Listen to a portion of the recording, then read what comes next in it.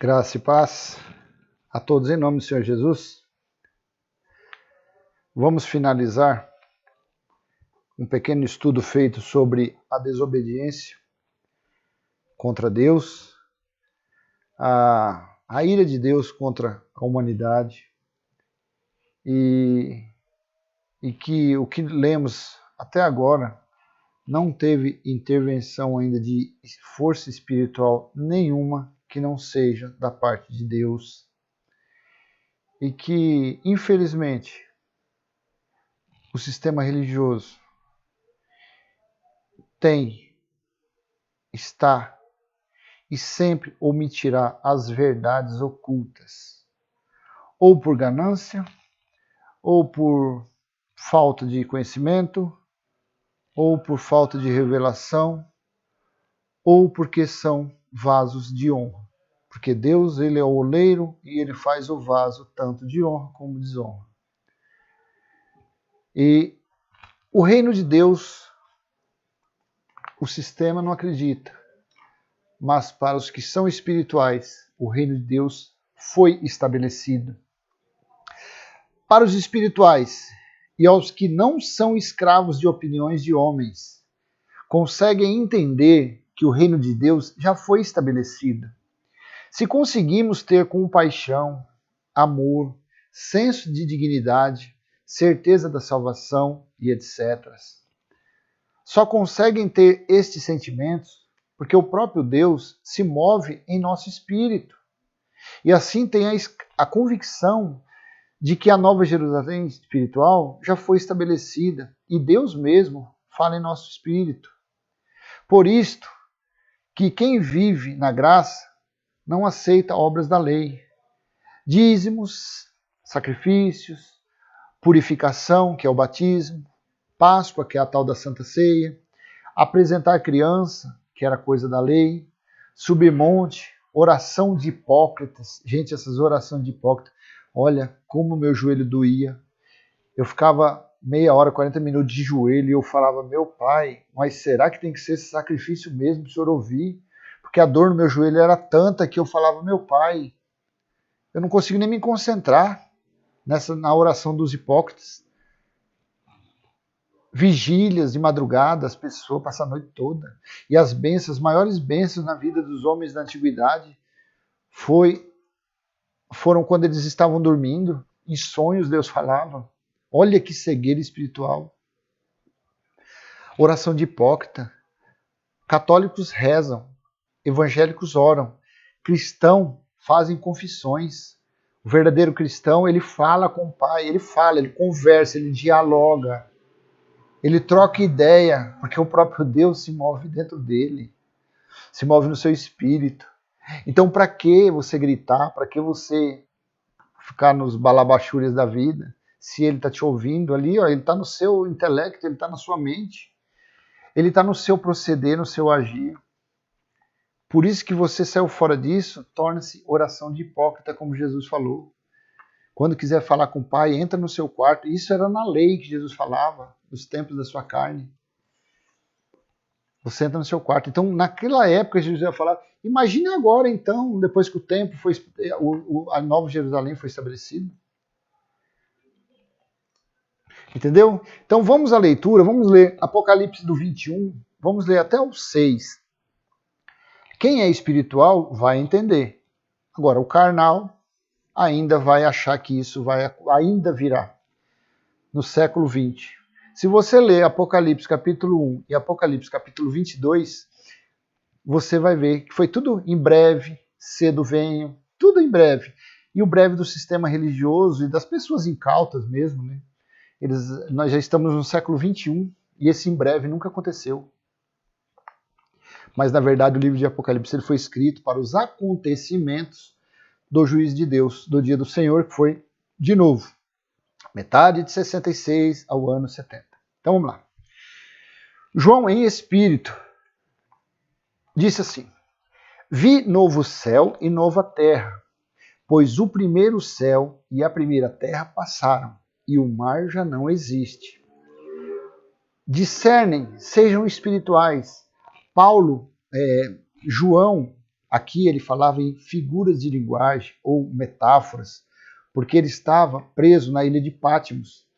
Então, quando ele fala dragão, diademas, 4 cavaleiros, e o que é isso? É porque ele não poderia escrever nos pergaminhos, nos papiros, nas anotações, que foi dito lá em Apocalipse capítulo 1, versículo 10 e 11, que Jesus falou para ele, ó, tudo que você está vendo, tudo que está acontecendo aqui, ó, tá vendo, no ano 70, aqui, ó, o juízo, você vai, anota e vai mandando para os anjos das 7 igrejas. Aonde que estavam essas 7 igrejas? Estava ali, ó, na Tiátira, Filadélfia, era ali, se você olhar no mapa da Bíblia, era na terra firme, vamos dizer assim, e a ilha de Patmos era um pouco afastada.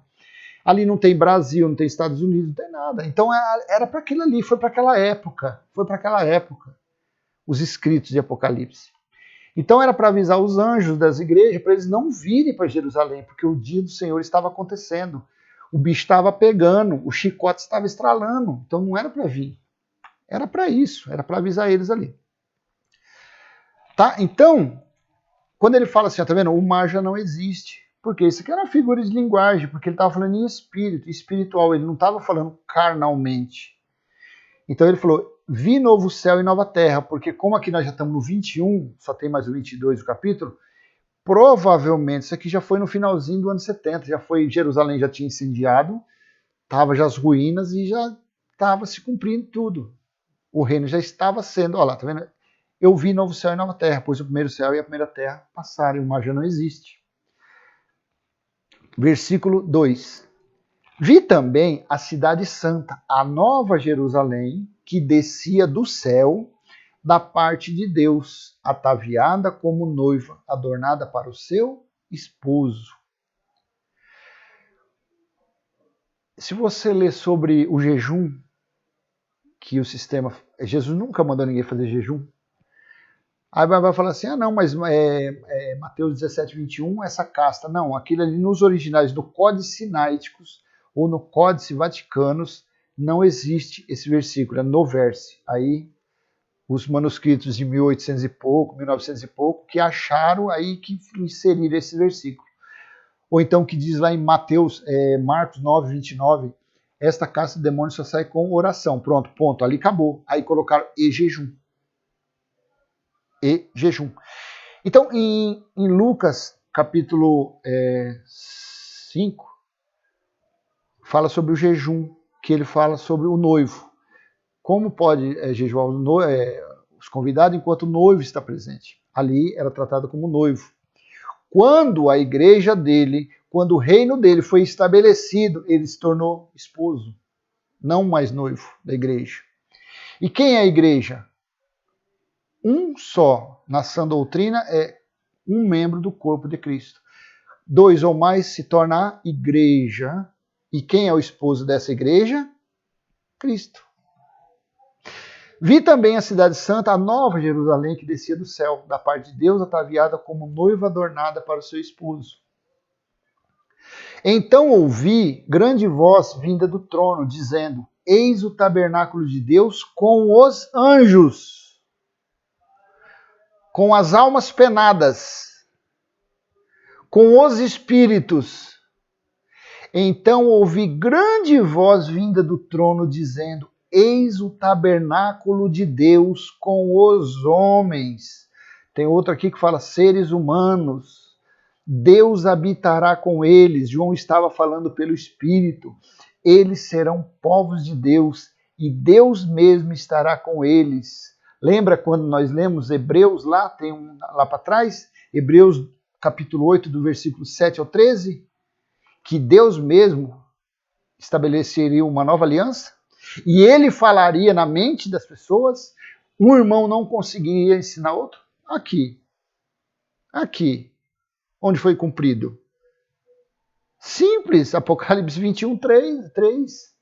Agora, isso aqui, se a pessoa for carnal, se a pessoa for gananciosa, for cães gulosos, ela não vai pregar isso aqui como verdade, como realizada, como espiritual.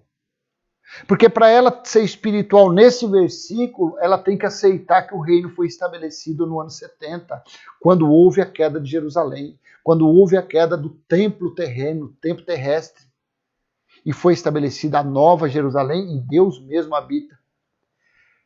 Então ouvi grande voz vinda do trono dizendo: eis o tabernáculo de Deus com os homens, Deus habitará com eles, eles serão povos de Deus, e Deus mesmo estará com eles. É Deus mesmo que está conosco, que está dentro de nós. Não devemos ter medo de ninguém, de nada. O homem não pode fazer nada contra os eleitos de Deus, porque Deus mesmo está dentro de nós. Não há dificuldade nesse universo que possa te derrubar. Não há tristeza que pode fazer você querer se suicidar.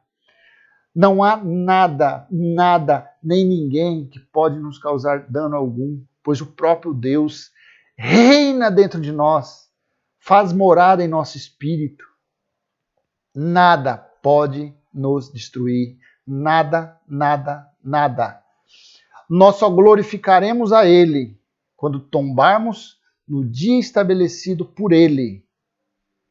Pode vir todos os homens da terra contra nós, mas não nos venceremos, porque o Criador, aquele que todas as águas dos oceanos, dos mares, cabe na mão dele, aquele que mede todo o universo a palmos, não deixará que mal nenhum te aconteça. Quando você confessar, quando você, nas suas confissões, você dizer isso aqui: Deus habitará com eles, eles serão povos de Deus, e Deus mesmo estará. João estava falando ali para um futuro, mas aquele futuro próximo. No próximo capítulo, em breve venho, cedo venho. Versículo 4. E lhes enxugará dos olhos toda lágrima, e a morte já não existirá. Já não haverá luto, nem pranto, nem dor, porque as primeiras coisas passaram. Foi-se, acabou tudo, acabou. Nós somos vivos, a nossa carne é morta. Nós não passaremos pela segunda morte. Nós já ressuscitamos com Cristo, nós já reinamos em vida. Nós já estamos reinando em vida. Versículo 5, e aquele que está sentado no trono disse: eis que faço novas todas as coisas, e nessas coisas novas não tem batismo nas águas, não tem pão com suco, não tem obras da lei, não tem ordenança, não tem cerimônias, não tem jugo, não tem escravidão da lei, não tem legalismo, não tem judaísmo. O sistema religioso tem, porque eles estão na lei. Eles ainda não reinam em vida e não deixam também aqueles que frequentam as cavernas deles reinarem. São todos escravos de um sistema. Todos têm medo de um vírusozinho, um negocinho desse aí. Pode vir o mundo, pode vir tudo, pode vir todas essas doenças, não vai fazer mal com nenhum dos eleitos de Deus. Não nos atacará nenhum mal. E acrescentou: escreve, porque estas palavras são fiéis e verdadeiras. Jesus falou: João, escreve isso, João. Porque eu estou falando para você são palavras fiéis e verdadeiras. Versículo 6. Disse-me ainda: tudo está feito, ou vai ser feito ainda. Disse-me ainda: tudo está feito, eu sou o Alfa e o Ômega, o princípio e o fim. Eu, a quem tem sede, darei de graça da fonte da água da vida. Eu, quem? Jesus Cristo, o ressuscitado. Jesus Cristo, nosso irmão. Jesus Cristo, nosso Redentor e Salvador. Jesus Cristo, o Senhor dos Senhores. Tudo está feito no ano 70, tudo se fez. Somos novas criaturas. Estamos numa nova vida. Estamos reinando em vida. Estamos reinando no reino do seu amor. Estamos debaixo da sombra do Altíssimo. Mas esse sim, espiritual. Então, é por estas coisas que nós lemos que vem a ira de Deus, que vem essas mazelas, essas tragédias, esses vírus, essas doenças. Só há um jeito de escapar. Ser obediente a Deus e não aos homens. Só há um jeito de reconhecer Cristo como nosso Senhor, de reconhecer que o sacrifício dele na cruz, naquele madeiro, pôs fim, porque a lei, o fim da lei é Cristo. É nós nos conscientizarmos que esse sistema mentiroso, fraudulento, ganancioso, soberbo, cães gulosos, dirigidos por homens cruéis, não faz parte do reino de Deus. Essas manifestações, entre aspas, que dizem ser espíritos imundos, demônios, isso é espírito de engano colocado nesses lugares aí, nesses negócios. Isso são feitiçarias. Isso é a natureza do homem. Isso é a ira de Deus que está sobre esses locais, que não respeitam, que não reconhecem o sacrifício do seu filho feito na cruz. Então o próprio Deus coloca o engano no meio deles e eles ficam adorando mais a criatura do que o Criador. As pessoas acham que só são abençoadas quando um comedor de arroz e feijão, quando uma pessoa tem um anel no dedo, usa um terno bonito, coloca a mão na cabeça. O que pode sair daquela mão daquele homem, meu Deus? O que ele tem?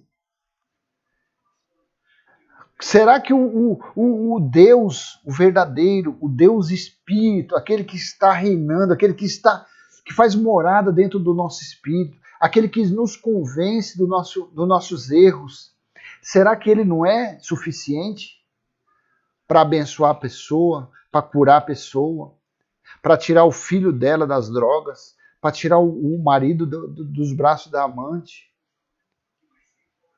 Não. Essa pessoa, ela impede que o Espírito de Deus se mova nela, porque ela, por um engano, por um ensino errado, ela acha que a mão daquele cão guloso é mais poderoso do que o poder de Deus que está dentro dela, ou que deveria estar. Todos que nascem da cruz para cá, da cruz de Cristo para cá, todos que nasceram debaixo da graça de Deus. Todos. O maior traficante, o maior assassino, a maior prostituta, o maior governador, o mais humilde, aqueles que vivem nos cantos jogados, aqueles mendigos, todos os seres humanos nasceram debaixo da graça de Deus. Mas por ganância, por mentiras, enganos, a graça não é avivada dentro dessa pessoa. E essa pessoa leva uma vida inteira de escravidão, uma vida inteira de humilhação, uma vida inteira de enganação, uma vida inteira sendo feito como se fosse um bonequinho, um fantoche. Joga para um lado, joga para outro, leva chute de um, é humilhado por outro, é pisado por outro, é elogiado por homens, é colocado num pedestal por homens. Aí passa aquele encanto, essa pessoa lá no alto ela cai, se quebra. Aí ela volta de novo na fila para receber a mão de um comedor de arroz e feijão. sem ter o conhecimento que a graça é a sombra de sua vida, mas por uma ignorância, por falta de ensino, continua na servidão, continua na escravidão da lei, continua nos preceitos, nos velhos mandamentos, nas ordenanças, nas festividades. E o sangue de Cristo por estas pessoas é profanado. O sangue de Cristo por essas pessoas é pisado, é escarnecido. Se não for pedir muito para você, desculpa por